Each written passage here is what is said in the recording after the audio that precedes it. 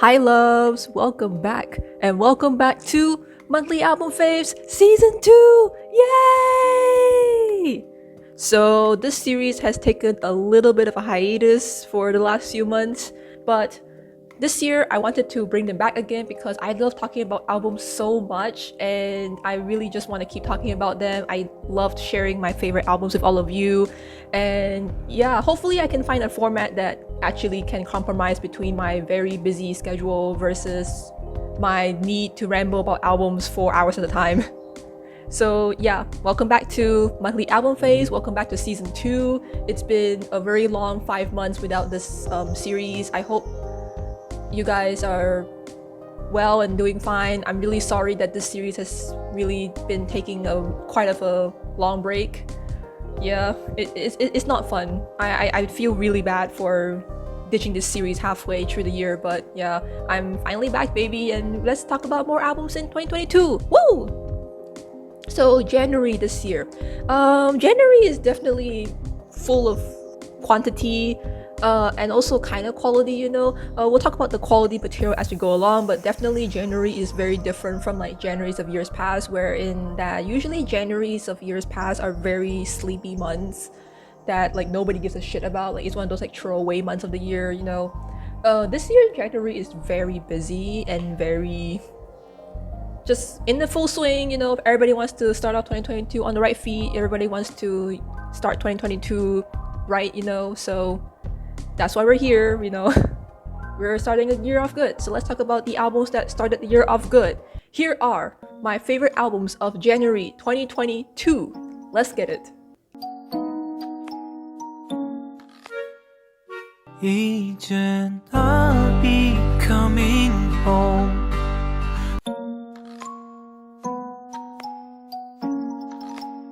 So next we have Made from Home by Cho Hyung-woo. Cho Hyung-woo was a name I've heard about sometimes, like here and there, you know. I heard about his name maybe in like some collaboration songs throughout the years, but I never really went to listen to his albums like fully, you know. So when I saw the opportunity, I was like, oh, okay, I'll give it a shot. And this album is cute. It does give the feeling of someone who is inviting you to their house, you know. You can definitely hear like some simple sound effects here and there. I just did a video about sound design a while back ago, and this album definitely delivered on the sound design aspect of it, especially in one of the songs. I'll put the name on the screen, I can't remember right now, but that song.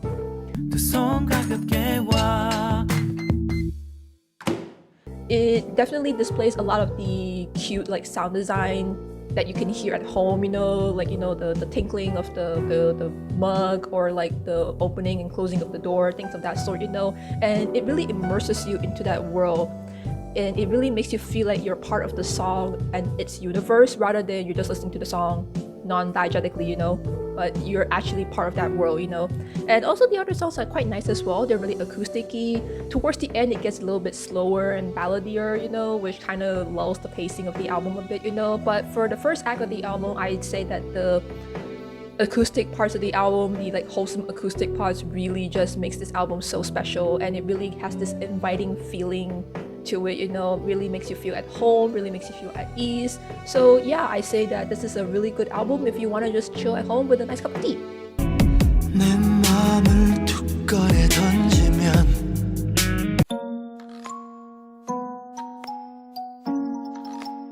So next we have Red Moon by Maktub. Now Maktub is a name that I heard a lot. His ballad songs are very synonymous with K-pop as far as I know, especially his song Marry Me. Of course, every time you go into any Korean wedding ever or any Korean proposal ever, everybody is like, this is their number one song.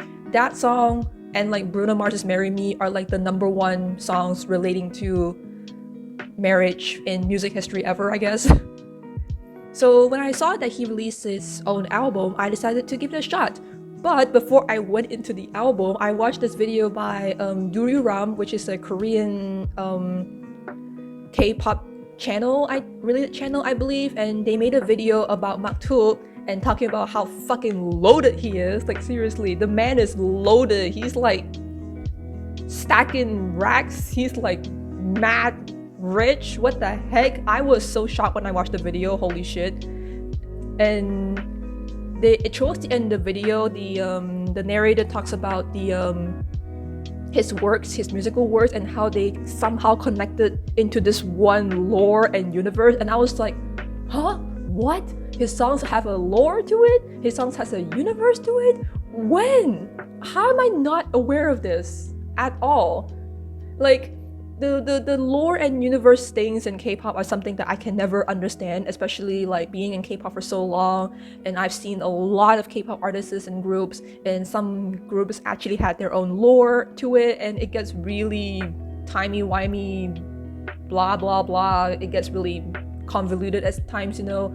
And the fact that a ballad singer is also doing his own like lore-based music release is kind of puts me off guard for a bit, you know, but whatever. I'm putting that aside for a bit to enjoy the music for this album. And for a ballad singer, he definitely displayed a wide variety of genres in this album. God, my throat is a bit hoarse today. I'm so sorry. I actually was teaching an hour-and-a-half class yesterday, so my throat got a little bit raggedy. I'm so sorry. But yeah, he definitely displayed a wide variety of genres in this album through the songs, especially on songs like Space Opera and Contact.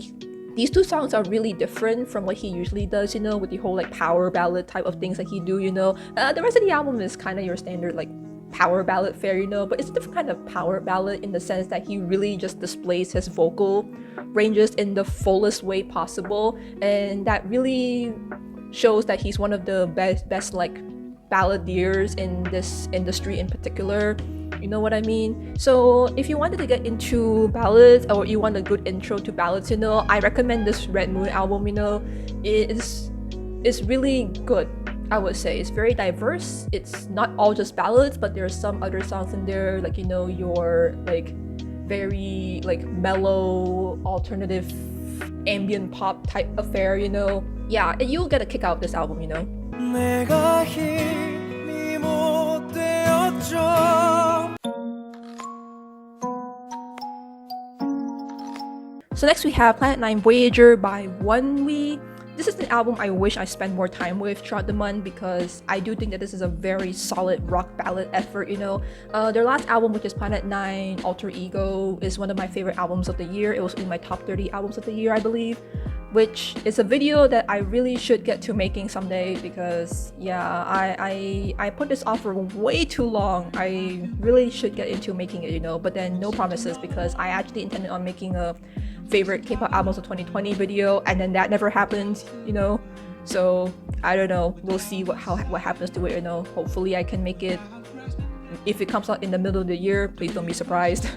But yeah, Planet 9 Voyager is kind of good, you know. It is a rock ballad effort, which kind of takes me a while to get used to, you know, especially as someone who is kind of impartial to ballads, you know.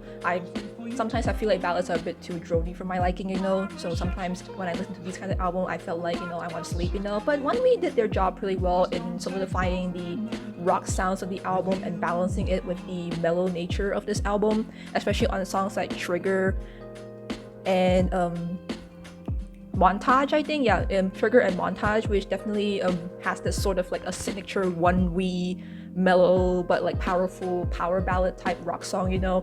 Really nice. So yeah, this album is quite a pleasant listen, you know, something that I wish I spent more time with, because it's just so vibey, it's just so Wonwi, you know, very calming, very ballady, and overall very nice, you know. Wonwi never disappoints at all, you know, especially when it comes to their delivery of music, you know. They have such a very strong command of music, they have a good vocal line, they have a good set of vocals that really makes any song sound good. I like this album, you know, and yeah, so if you guys like rock ballad albums, I say to give this one a fair shake, you know. If you a millionaire, you can buy everything with your money, but you can't buy my soul. So next we have 20 by minou. So this is another album this month that really surprised me so hard, because I didn't expect anything good from this as well, you know. And it's not because I'm not familiar with the artist, you know. I'm actually really familiar with him, you know. I did started listening to him since last year when he released Dance, which I mostly like because of the chorus. You know, it's really freaking funny. The chorus has so many like pop culture references just randomly thrown in there. You know, it's like a bingo sheet of how many pop culture references you can find in a single song. You know, it's not anything substantial, but I go back to it often, you know, and it's one of my guilty pleasures. You know, I just like listening to him saying he dances like he's Addison Rae. For whatever reason, I have no idea why. But his other works are kind of, you know, like they're kind of like your standard like trap affair, you know. So going to this album, I kind of expected something similar to that as well. And by the end of this album, I was really happy and really pleasant with this album. It's a chill hop boom bap album. I love those albums so much. They are some of my favorite albums ever. Most of the songs on the album is very boom bappy, something similar to like what you hear like in the 2000s, you know, very nice. Especially like on songs like You Came By My Soul and Bigger Than Yours, you know, there's something really anthemic about the songs on this album, especially these two songs I mentioned, you know, where whenever you listen to it, you know, the chorus just makes you want to sing along to it, you know. It has that sort of like a sing-along ability to it that makes you want to, you know, chant along with them. It's like a very like communal feeling when you listen to this album, you know, even though you're only just listening to it from your earphones. But he really is inviting you to join him instead of just like being a rapper who's like, I am the best, I am the shit, hot shit, you know. But this album is very warmly inviting, you know. It's very just, well, even though it's kind of a little bit of your typical like braggadocious fare, you know, it does it in a way that really invites you to listen and sing along with him, you know, and be, you know, just sing along with him, and instead of just like isolating you from the experience, you know. Very nice.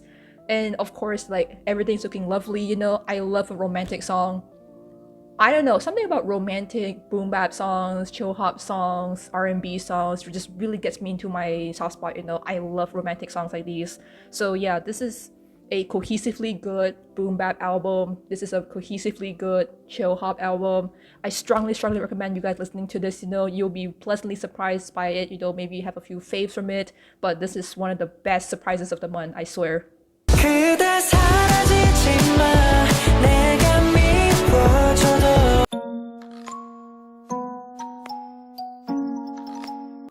So next we have Invite You by Pentagon. So Pentagon is finally back after almost a year with this album without Hui, who is enlisted in the military currently.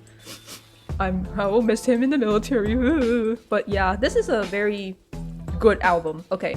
Confession time, I'm not the biggest fan of Feeling Like. It is slowly growing off me, but that slowly growing is like a very slow pace, you know, like a very tortoise pace slow, you know. And you know, I'm kind of slowly softening up to it, you know, but it's still kind of weak sauce considering the fact that Pentagon has released bangers in the past, you know, like Do or Not, Shine, Shalala,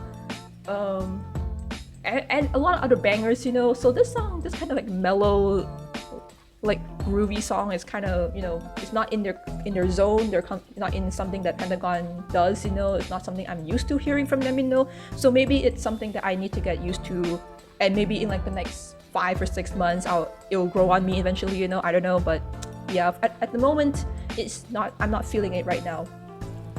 But the rest of the album, Chef's Kiss, delicious, scrumptious album. My goodness, I ate this shit up so hard. My goodness, I love it. Especially the 4 songs in the middle, you know, One Shot, The Game, Call My Name, and Sparkling Night. They're just like a 4-time punch of just like pow, pow, pow, pow, power pop, powerful, retro, dark stuff. Holy shit. Lots of punching. Oh my goodness. It definitely has a very strong command of the sounds, you know, like a very strong command of the pop sound, you know, and that is the reason why I think that this album might be Pentagon's best album, or one of their best albums to date. I'm not so sure about that, between that and Five Senses, you know. I'm still debating on that statement, you know, but this album is definitely Pentagon's best work to date. Very cohesive. Round of applause to them. I really commend them for making such a very strong album, you know. If Feeling Like had grown on me just a little bit more, I think this album is just gonna be their strongest effort to date. My goodness, like especially on songs like One Shot, you know, it definitely has a very like mysterious, and then it just like kicks you in the face in the middle of the night, you know. Like it's like tiptoeing and then suddenly like breaking into your room like the Kool-Aid man, like, oh yeah, you know. It's like very like the dynamics in this song is very unique. I really like it. And also the game has some really impactful vocal performances in there. I love the like somewhat like opera Bohemian Rhapsody Queen-esque chorale type chant in there, you know. And also the game, I am a sucker for like villain type songs, you know. I like songs that sound like it could be part of a villain soundtrack, you know. This sounds like a Disney villain song for all I know, you know. Like, and then there's like Sparkling Night, which, you know, I really like a good new wave 80s song, you know. This one reminds me of like Aha by like Take On Me by Aha, you know. And it really culminates into what I feel like Pentagon's best pop effort to date and their most cohesive pop effort to date, which really leads me to wanting to go back for more of this album, and hopefully I do, because this album is just so strong. So round of applause to Pentagon. I think they did an amazing job, and of course when the other members enlist in the military, I will miss them greatly as well. Oh my goodness.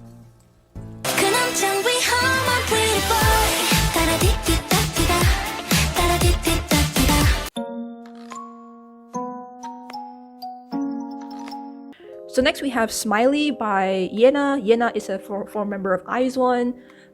Smiley is just so much fun. It just put a smile on my face, you know. I think that's the goal of this album, is just put a big stinking smile on everybody's faces, you know. Except the first song, you know. The first song is more of a ballad affair, you know. I don't know why she decides to put the ballad as the first song, but like, nice to get the ballad out of the way so that it can make room for like the other 4-punch bangers on this album. Like, you know how Pentagons like have a 4-punch pow pow pow pow, you know. Yena also has the 4-punch pow on this album, you know, in the form of Smiley, Luck to You, Pretty Boys, and Vacay. These 4 songs are just so much fun. God, Smiley is just so like Disney Channel type song, you know. Well, not, I don't know if this Disney Channel, something you can hear from like Camp Rock, I think, or like any kind of like Disney series, you know. Really nice, like kind of like rock sounds you can hear from like the 2000s, something like that, you know. I love it. It's very like a cool girl anthem, you know. You can hear like a cool girl, rocker girl like singing this song in the hallways of the school, you know. And of course the inclusion of BB is just spectacular. I think it gives like a juxtaposition between Yena's ultra positive energy in this album and BB's like very villainous energy to it, you know. It's like the yin and yang, you know. There's a balance in this album. No, there's a balance in this song, you know. I really like this balance, you know.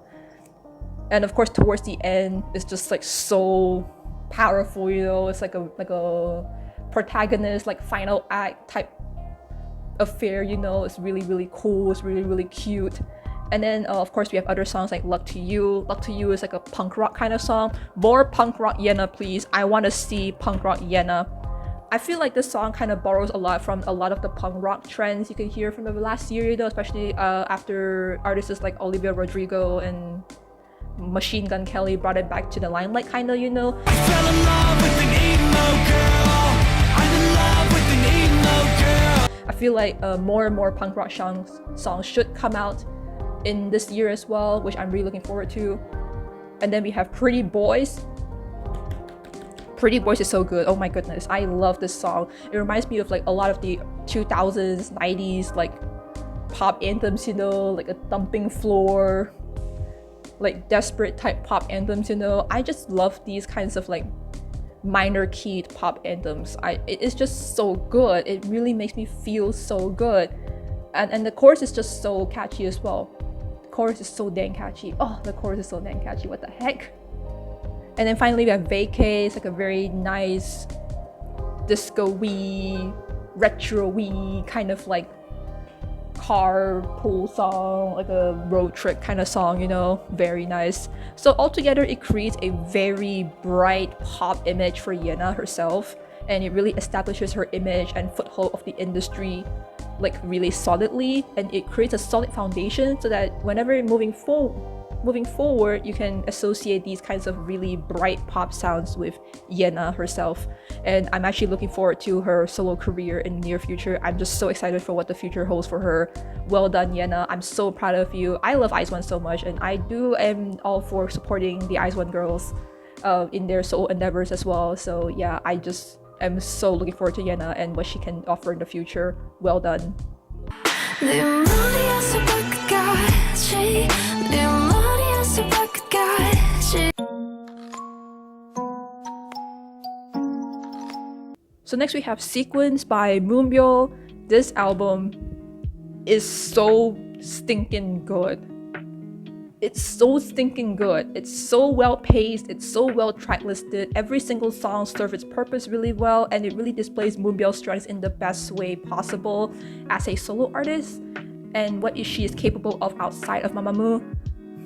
God, this album, I love this album so much. They're so powerful and so potent with like a lot of good musicality to it, especially Jigugugu, which harkens back to like first generation K-pop with the whole New Jack Swing hip-hop type beat, you know. It's like very reminiscent of like 90s K-pop music, you know, or at least like 90s like New Jack Swing music that is very prevalent in that time. And also the enlistment of Mirani as the featuring is just a good choice because Mirani has been really in my good graces recently, so really nice to have her on the track. And then we have Shutdown featuring Sorry. Sorry is a name I never mentioned before on my series, but she is a really good artist that all of you should check out. Seriously, she's so good. I'm also so happy that Moonbyul has asked Sorry to feature on the song because her voice really complements the whole like R&B nature of Shutdown very nicely. Her voice is just so deliciously good. What the heck? And then Lunatic. Lunatic is like the highlight of this album. I love Lunatic so much. It reminds me so much of One on One's Energetic, but like in a female version, you know? It's like very like groovy, very new disco-y. And it kind of is a bit comedic at times, you know, especially the post-chorus, you know, where she goes blah, blah, blah, blah, you know? It's very like slightly quirky, slightly funny, that injects a sort of personality into the song, you know? It really injects her personality in the song. It actually injects so much fun into it, you know. And yeah, that's what you do with music. You have fun with it, man. And then of course the last two songs are much more like mellower affairs, but Do Do Do Do is just so chill hoppy. Oh, I love me a good chill hop song. It really ends the song on like a very good note. Well-paced album. She started off with like a lot of really powerful well-made bangers, and she ended off with like a much more slower affair. She did a fantastic job on this album, and I say that this is in Moonbyul's solo discography, this is the album that will define her music moving forward, and I am so happy for that. Like a pink cloud when we shine.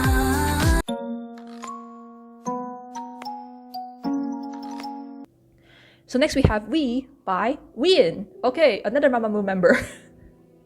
Wow, two of my favorite albums of the month came from Mamamoo members. What do I know? I love Mamamoo so much, am I right? But Wheein has the slightly better Mamamoo solo project for me this month, simply because it's just so conceptually balanced. It's just so balanced. It's so cohesive. It just makes my heart combust. It makes my heart burst out in happiness, you know? It's so good. And every single song complements each other so well. I did mention before in one of my videos that Wheein has my favorite sound of all the Mamamoo solos, you know, because I really like chill hop sounds, R&B type sounds, and this is Wheein's cup of tea. This is her forte. So when she left RBW and ventured into Ravi's label, The Life, sometime last year, you know, I expected her to be like fully embracing this sound the way that she couldn't do much in the last label, you know. And I'm so happy that she fully embraced this sound and created one of the best cohesive works I've heard this year so far. This is amazing.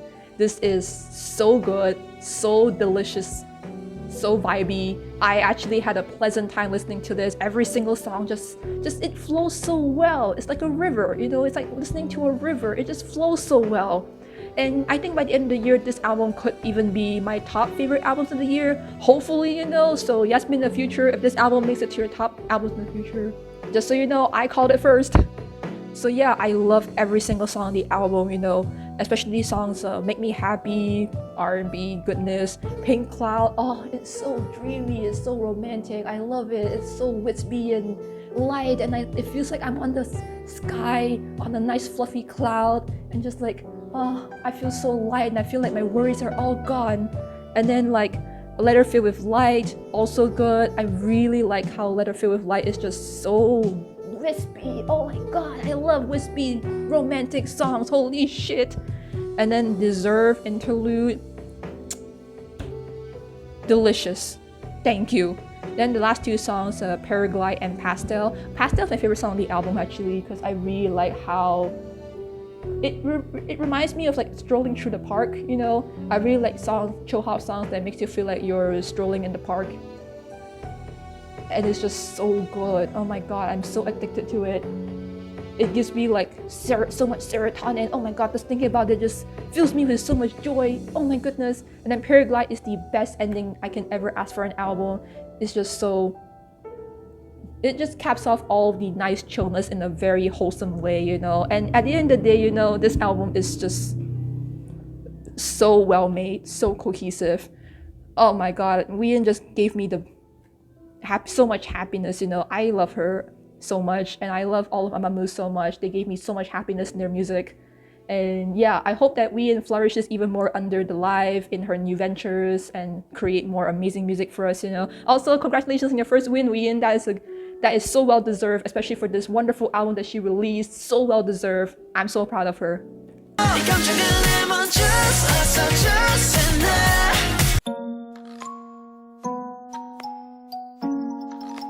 And finally, we have Marvelous by Mirai. God, finally, they can see the light of day in this series. Every time I want to talk about their album, I always have to pick out their albums and then turn it into a video essay. Why do I do that? Don't ask why. But this time, I can finally talk about them in an album review, in a proper album review. They don't have to go anywhere. I don't have to pick them out and then make into another video essay, because God knows I already have made one last month, so... Wait, not last month. Is it last month? This month. Early this month. So yeah, I made one already. God. So yeah, finally talk about them. Hopefully this video comes up. Please. Hopefully I get to edit this video and hopefully it comes up, because last time I reviewed Splash as well in one of my reviews, and then I never made that video. I never made it into a podcast either. So it never saw a light of day. God. I hope this video comes up. Please, please. Let me have the strength to edit this video in the first place. Oh my god. But yeah, this album. So this is my favorite album of the month. Hands down, no question. It's so good.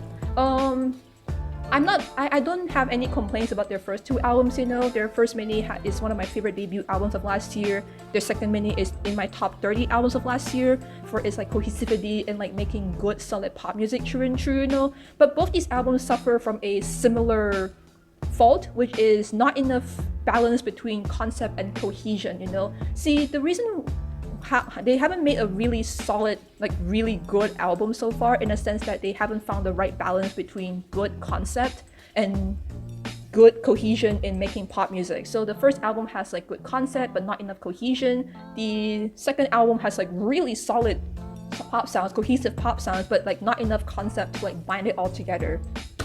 This album, Marvelous, finally found the right balance between the both elements. This album is the best blend of both elements that I've heard in their discography so far, and that's why this album is my #1 favorite of this month. This album, it really blew me away. I like this album a lot. Holy shit. They have really amazing songs on this album, you know. Of course, Marvelous, the title track, is just so, like the title says, it is marvelous. It masters a lot of these subtle music traits that I really like in listening in music, you know. I like how they don't overdo every single element of the song, and every single element exists but they don't overpower each other. Like the vocals exist but they don't overpower each other, the instrumental exists but they don't overpower each other, the sound design exists but they don't overpower each other, you know. And it creates a very harmonious blend of just some of the best songs I can ever ask for in a pop song ever. Really nice. I really applaud whoever came out with this song in the recording studio one day. They really hit the jackpot with this song. I love this song a lot. I think I've been listening to it so much during the past month. It's one of my most listened to songs of January. I had to listen to it like at least like once a day, or else I couldn't function as a human being. It's just so good. I wouldn't be surprised it ends at my top 10 by the end of the year. It's just so amazing. And the music video is just so gorgeous as well. I love how well shot it is. I like the blend of the complementary colors. I like the CGI planets around them. I like the storyline, you know. Finally, they have a good storyline in one of these music videos. Holy shit! Hey, Y Sauce, Yasmin here. So, Apparently, the complementary colors of red and blue in the music video is actually very, very intentional and is actually scientifically true. So how I realized this is that in the middle of work, I was preparing for a lesson.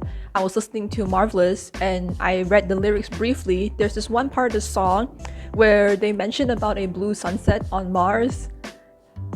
And I was like, that cannot be true, right? That sounds like something they pull out their ass for this song. So I checked it, I fact checked it, and it's actually true.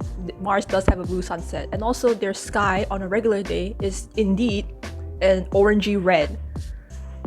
That blew my mind. So I researched it even deeper and I now have the reason why. So all of you are going to learn some physics today, maybe a bit of chemistry. So hold on to your butts. We're going to learn more physics from Mirai. I'm forcing all of you to learn physics right now. Not forcing all of you, just learn at your own pace, okay? So actually, before I talk about Mars, I'm going to talk about Earth for a second, you know? So since we are already on Earth for a lot of our lives, you know, we are naturally able to witness the Earth's sunset regularly, right? So on a regular day, because our Earth's atmosphere is naturally filled with oxygen and nitrogen, our eyes can pick up those hues from the atmosphere as a bluish tone.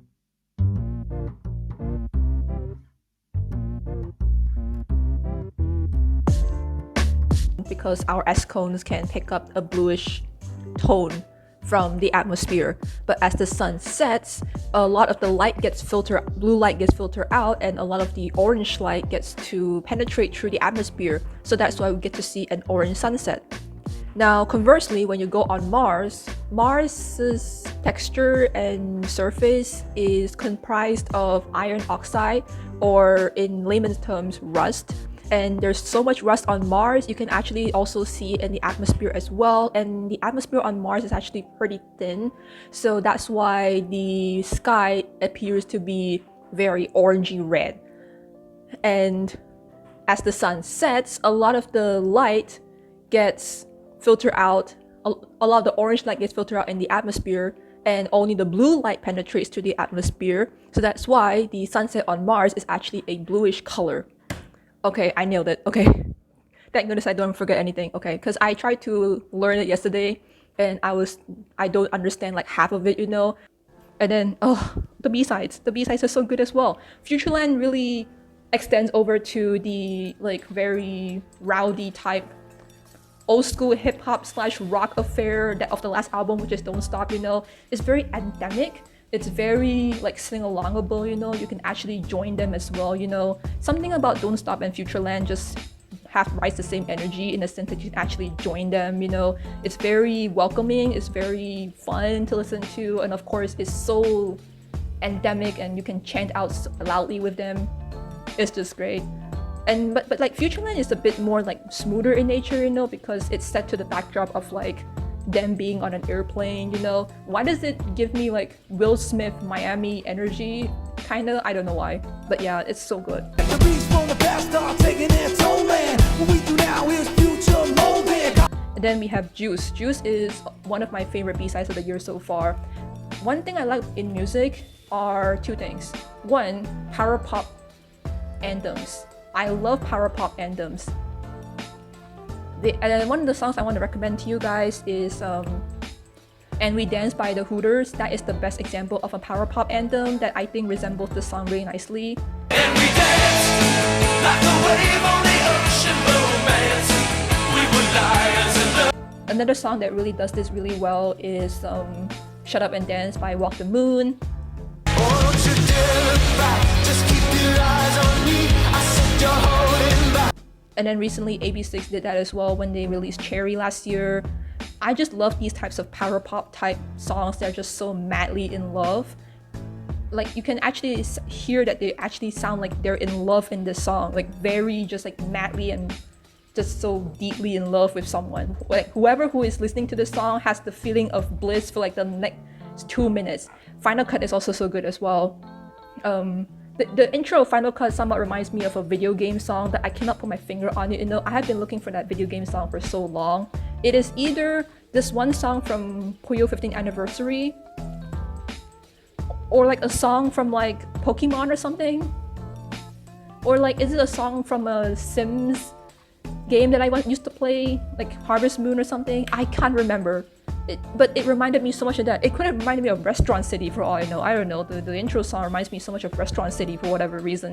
But like, yeah, the intro bit of Final Cut reminds me so much of a video game song that I cannot put my finger on it.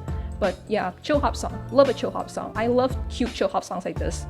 Cute, chef's kiss, amazing. Oh yeah, speaking of amazing, I love amazing as well. It's kind of good. You know, I need to spend more time with it with amazing, you know, but it's also quite a solid pop effort. Really like it a lot. And then finally, Dear My Friend. I like the Korean title of this album, 일곱 페이지, which is 7 pages. I don't know why. I feel soft every time like they mention the number of members in a song, you know. Like, you know, when Victon in what I said, when Hansei said, like, out of the way with 7 blockers, you know. It's like they're in this for life, you know. Like, I really like that a lot. They're in this for life. And it really culminates in the best way possible, and it really ends the album on a really wholesome note. And yeah, I really do like this album a lot. I really am happy to spend time with it throughout this month. It is just so wholesome. It makes me so happy every time I listen to it. It fills my heart with joy. It fills my heart with serotonin. God, I love Mirai so much. They just make me so happy, man. But yeah, go stand them, go listen to them, go hype them up. I love them so much, and y'all should too. Go listen to them, listen to their music. I think they have some of the best pool of talents I've ever seen in a K-pop group. They have some of the most amazing stage presence. They really have good synergy on stage. Really do wish all the best for them, and I really wish nothing but good things for them moving forward. End of story. Cut. That's the end of this video. Cut. Yes. So yeah, I hope you guys enjoyed this video. I hope you guys liked it. This is a brand new season of favorite monthly album faves, you know, and I hope that it continues on for months to come. Hopefully I get to stick around with it a bit longer, you know. And yeah, hopefully we get to talk about albums more this year, and we see each other more in the series in the months to come. So yeah, thank you so much for watching this video. I hope you guys had a wonderful day. Take care, stay safe, and as always, be excellent to each other. Bye, loves!